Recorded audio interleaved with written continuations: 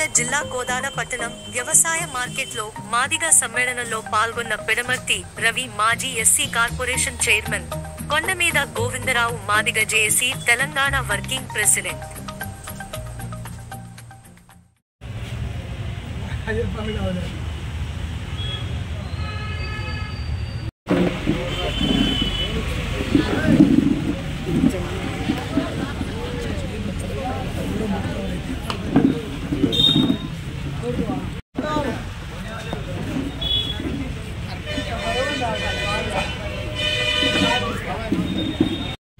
Supreme court తీర్పు తర్వాత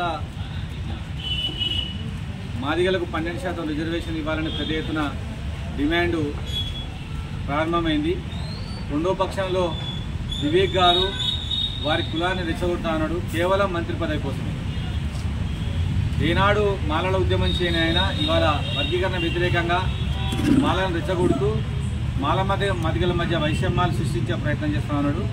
వివేక్ గారికి ఒకటే విజ్ఞప్తి చేస్తున్నా, అదేవిధంగా రేవంత్ రెడ్డి గారికి కూడా, రేవంత్ రెడ్డి గారు ఈ రెండు కులాల మధ్య గొడవ కాకుండా చూడండి. మరి వివేక్ గారికి మంత్రి పదవి ఇవ్వండి, మాకు మాత్రం ఏబిసిడి ఇవ్వండి అని నేను కోరుతా ఉన్నా. ఎందుకంటే వివేక్ గారికి మంత్రి పదవి ఇస్తే ఆయనకు సంబంధించింది, ఏబిసిడి చేస్తే మాకు మొత్తం కులానికి కూడా న్యాయం జరుగుతుందని కూడా ఈ సందర్భంగా తెలియజేస్తున్నా.